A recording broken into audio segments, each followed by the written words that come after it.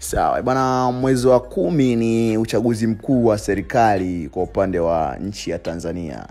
Na siku za hivi karibuni kumekuwa na trend tofauti kuelekea kwenye uchaguzi huo. Lakini kwa upande wa CCM wao wanaendelea kuchukua form kama kawaida, lakini kwa upande wa Chadema basi wao wanaendelea kushikilia msimamo wao wa no reform no election, huku baadhi ya viongozi wao wakiwa na kesi mbalimbali ambazo zinaendelea mahakamani. Hapa tunaweza kumzungumzia Tundu Lissu.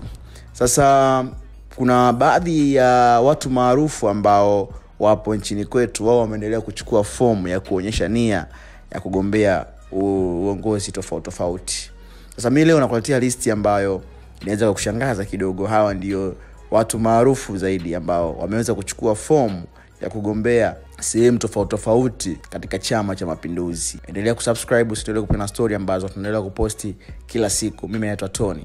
Bana, namba 1 ni Baba Levo, huyu fundi majumba. Yeye anagombea ubunge pale Kigoma pale kwa tiketi ya CCM. Lakini ingawa wanasema kwamba kuna vita ya chini ambayo inaendelea, na Mwijaku naye inasemekana naye alitaka kwenda kutiania pale sehemu ambayo Baba Levo yupo.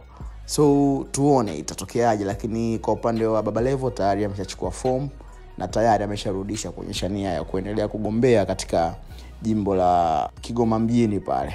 Sawa, namba 2 ni Hashim Ibwe. Huyu ni wale wafuatiliaji wa mpira watakuwa namjua vizuri sana. Huyu ni msemaji wa Azam Football Club pale. Yeye amechukua fomu ya kugombea ubunge katika jimbo la Mwanga, mkoa wa Kilimanjaro, kwa Wapare kule.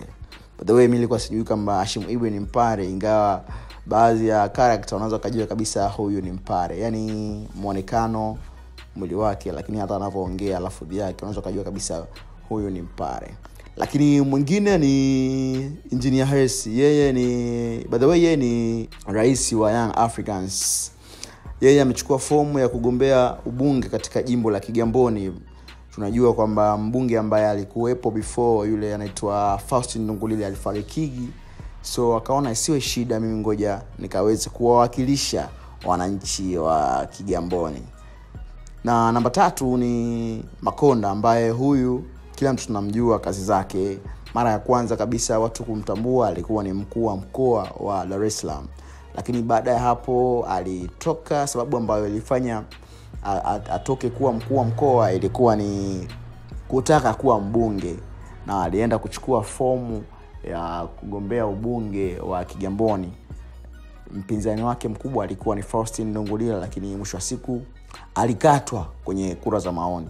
Nakumbuka Magufuli alisema, kama nimekupa cheo alafu ukataka kupanda zaidi, basi nitakuonyesha, something like that, I'm not really sure.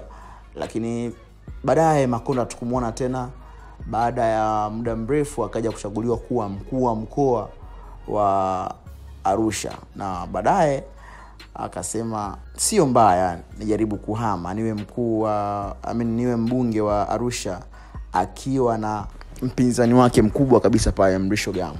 Je, atafanikiwa raundi hii au atakatwa tena kwenye kura za maoni?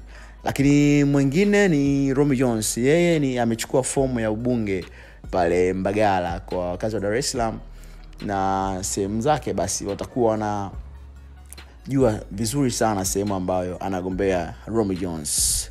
Bana, huyu jamaa naye amechukua fomu kwa upande wa CCM na yuko serious vibaya mno.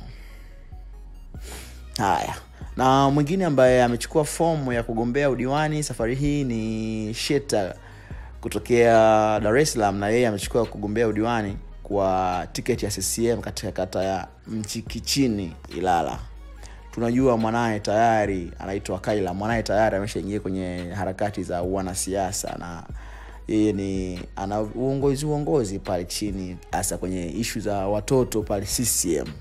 Sawa, wewe unadhani kwenye hii listi fupi tu ambayo nimekutajia, unadhani hawa viongozi ambao watarajiwa ambao tumewataja wanaweza kufanya mabadiliko?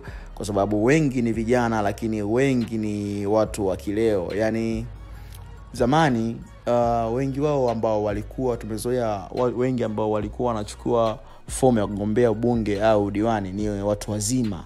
Lakini dunia inasonga mbele, na watu wanabadilika, wazee wanaondoka, vijana wanaendelea kushika nyadhifa mbalimbali. Je, unadhani hawa watu ambao wamechukua form na wakafanikiwa kupita unaweza kuleta mapinduzi yoyote kwenye majimbo yao au kwenye sehemu ambazo wameenda kugombea?